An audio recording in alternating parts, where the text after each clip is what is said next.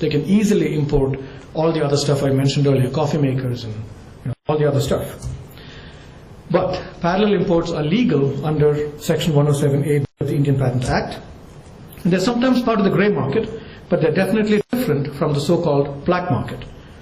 The grey market, as I've written here, is unofficial, unauthorized or unintended, but is legal, unlike the black market. And the legality comes from the provision given under Section 107AB. I just want to pick this apart. I take this apart a little bit. Section 107AB reads, importation of patented products by any person from a person who is duly authorized under the law to produce and sell or distribute the product shall not be considered as an infringement of patent rights. Now let's take this apart. Well, TRIPS says that it's a matter of national discretion. I will skip that. Patented products. My interpretation is that patented in India. Most likely, it's a small ambiguity. It can be easily clarified. But duly authorized under the law. Which law are we talking about? Is it authorized by a government, or maybe a lack of a government in some of the countries that we know today? Is it authorized by default because a patent doesn't exist in that country? Or is it authorized by the patent holder, which was what used to be the case before the new amendment came out? Or is it authorized under a compulsory license or the legal process? Again, there is no case law to help us decide this. Further ambiguities. Produce and sell or distribute without commas and brackets do not tell us how exactly to parse this sentence. Can somebody produce and sell or only distribute? Or can somebody produce and sell or distribute? And what happens if a third party only sells or distributes without producing it? Again, absence of case law. This can only be interpreted, once we go to court.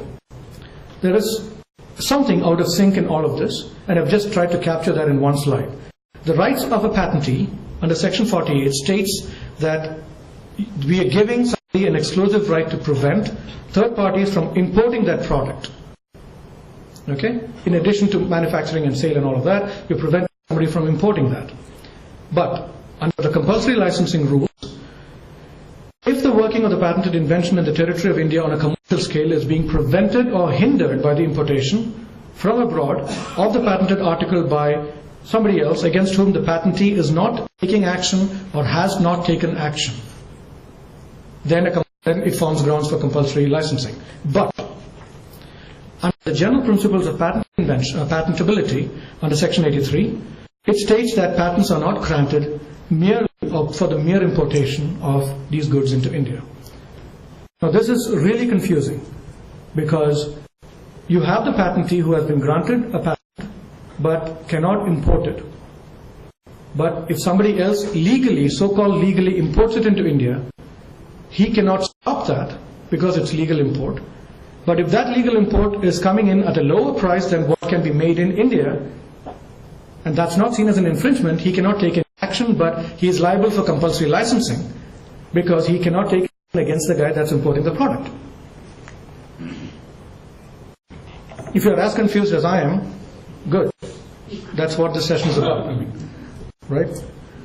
And some other issues, and I'm almost towards the end of my presentation, but some other issues that are particularly relevant for the electronics industry is, I think, difficulties in enforcement, which lead to continued infringement. Going after somebody in India who's infringing on a product is not an easy task. There is a lot of nexus happening, going around. There's a lot of,